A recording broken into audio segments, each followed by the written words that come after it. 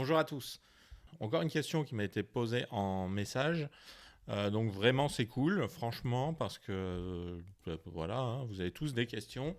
Même s'il n'y a pas beaucoup d'abonnés, j'ai déjà plein de questions. Donc avec le nombre qui augmente, je pense que j'en aurai de plus en plus. Et c'est vraiment cool. La question qui m'a été posée aujourd'hui, c'est comment on gère le client qui change d'avis. Et plus précisément, comment on gère le client qui a validé un cahier des charges, mais qui change d'avis. Ici aussi, il y a deux réponses. Donc la réponse simple, c'est de dire non.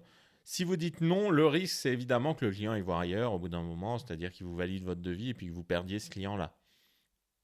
Et un autre risque, c'est que le deuxième risque, c'est aussi qu'il ne vous paye pas, qu'il ne vous paye pas la prestation.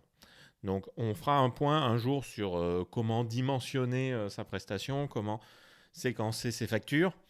Voilà, est-ce qu'il faut faire des acomptes, est-ce qu'il ne faut pas faire d'acomptes, est-ce qu'il faut faire des factures intermédiaires, est-ce qu'il ne faut pas faire des factures intermédiaires. Tout ça, on en reparlera une autre fois.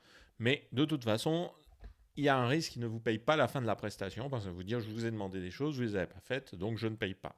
Et là, il y a un risque contractuel. Pour se protéger contre ça, comment faire? Donc, pour se protéger des recours, il faut que votre cahier des charges ait bien une valeur contractuelle. Et pour qu'il ait bien une valeur contractuelle, idéalement, il faut que sur le devis, il y ait la référence à un cahier des charges, quand bien même le cahier des charges n'ait pas été validé au moment où vous faites le devis, qui est la référence qu'il va y en avoir un. Et deuxièmement, que le cahier des charges soit bien validé comme étant le bon cahier des charges qui fait référence au devis. De préférence que le client ait signé le cahier des charges avec explicitement écrit dedans que c'est le cahier des charges qui correspond au devis numéro de temps. Voilà. Il y a des cas un petit peu moins sérieux, moins précis, où ça passe juridiquement, la jurisprudence passe, par exemple les cas où ça a été validé par mail, etc. Mais si vous êtes bien droit dans vos bottes, bien rigoureux, vous le faites et ça engage le client ainsi, ça l'engage aussi psychologiquement. Donc voilà, ça c'est le cas où vous dites non. Mais des fois, si vous voulez pas perdre le client, parce que quand bien même il vous paye, il peut ne pas faire appel à vous après. Donc si malgré tout, vous voulez garder le client, il faut dimensionner les choses différemment. Alors, il y a deux solutions. Premièrement, vous pouvez aussi négocier un contrat si vous savez que ce client-là, moi ça m'arrive souvent, hein, si vous savez que ce client-là n'est pas sûr de ce dont il a besoin et vous voulez lui facturer quelque chose. Moi, dans mon cas où je vends de la prestation intellectuelle et où je vends en gros du développement d'applications, ça arrive très souvent. La personne a une idée assez vague de son application, on passe du temps à la concevoir, mais entre ce qu'on conçoit sur des maquettes et ce qu'on réalise en vrai quand on développe un truc et que le client a cliqué sur les boutons et qu'il se rend bien compte que l'ordre dans lequel il avait imaginé les autres, ça colle pas tout à fait à la réalité, ça arrive souvent. Donc c'est là où on rentre dans ce qu'on appelle les méthodes agiles dans le jargon des startups. Le moment où on ne facture plus en fonction d'un engagement contractuel sur la base d'une expression définie des besoins, mais où on facture sur la base, en gros, du temps passé, la résolution du problème sans définir un périmètre strict. Mais attention, ça c'est valable si et seulement si vous l'avez bien défini dans la manière de travailler, c'est-à-dire voilà, le devis ou le contrat que vous avez avec votre client spécifique, vous travaillez comme ça, et où vous faites un suivi régulier du temps consommé. Vous ne pouvez pas arriver, après avoir fait la moitié du boulot que vous êtes dit au début, vous ne pouvez pas aller voir le client, imaginez, je projette, vous faites une baraque. Ok. Sauf que le client change d'avis et vous avez qu'un étage, mais vous avez déjà passé tout le temps. Et là, vous dites au client, ben non, le deuxième étage, je ne le fais pas parce que tu as épuisé ton crédit temps. Et le client, il ne va pas comprendre. Dans le cas d'une prestation intellectuelle, c'est pareil. Vous êtes parti dans une direction, vous êtes fixé un cap, vous avez défini une fourchette d'heures, et quand vous arrivez au bout de cette fourchette, vous avez fait que la moitié du boulot. Ça, ce n'est acceptable que si vous l'avez suivi avec le client régulièrement. Donc si vous faites un point hebdomadaire et que vous dites attention, vous avez changé d'avis, on s'éloigne du cadre, il va falloir prévoir une rallonge et vous le faites plusieurs fois, à la fin, quand vous arrivez au moment où il faut prévoir une rallonge, le client n'est pas surpris. Donc les méthodes agiles, la facturation au temps passé et non pas en fonction d'un résultat, c'est possible, mais attention, ça doit être très bien cadré. Ça doit être très bien cadré, très bien compris et très bien accepté par le client. Donc c'est quand même plus sûr de faire des devis et des cahiers des charges dans beaucoup de cas. Et seulement, si le client change d'avis, il faut pouvoir lui dire non.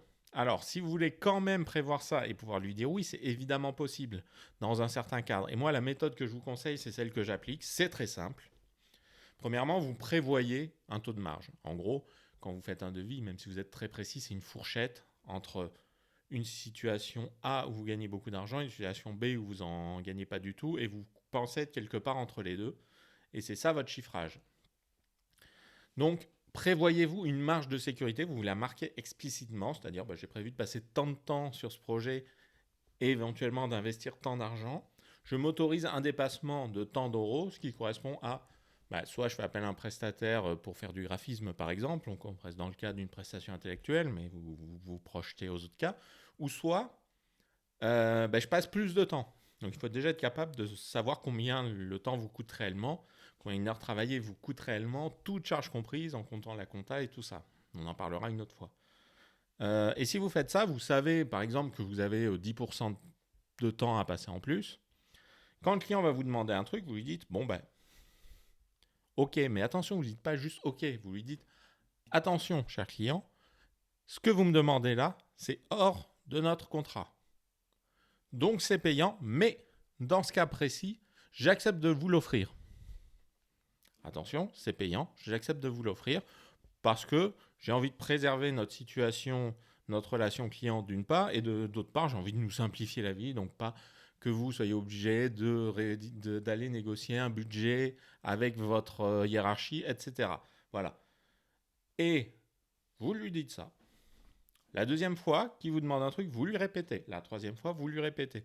Quand vous arrivez, on va dire, à 50% de votre enveloppe, vous dites attention, ok, j'accepte, mais bientôt, je vais vraiment vous faire payer. Là, c'est payant, je le prends en charge pour vous simplifier la vie, mais va quand même falloir payer une petite rallonge bientôt, si vous continuez. Donc, est-ce que vous êtes sûr que cette modification que vous faites là, elle vaut bien le coup? Et là, le client n'est pas dans la même situation parce qu'il sait que ça va lui tomber dessus, donc il va commencer à vous demander des trucs que si vraiment c'est important, que si vraiment c'est fondamental. Ou alors il va commencer à aller négocier une rallonge avec sa hiérarchie. Et au bout d'un moment, vous dites non, comme tout le monde, parce qu'au bout d'un moment, c'est plus acceptable. Donc prévoyez en amont cette petite marge de manœuvre. Fixez-vous une limite que vous voulez pas dépasser. C'est très important. Sinon, le client il va toujours tirer un petit peu, et vous allez vous dire cette fois je le fais, cette fois je le fais, cette fois je le fais. Mais vous pouvez faire ça pendant 6 mois et perdre la rentabilité de votre boîte parce que cette fois vous le faites pour pas perdre l'éventuel chèque que vous allez recevoir à la fin. Et au bout d'un moment, rentrer dans une situation conflictuelle, s'il faut rentrer dans une situation conflictuelle, et plus vous aurez fait ce travail de bien prévoir les choses contractuellement en amont, le fonctionnement d'une part, et bien averti le client, ça va être payant, ça va être payant, ça va être payant, d'autre part, vous serez droit dans vos bottes le jour où il y a un conflit.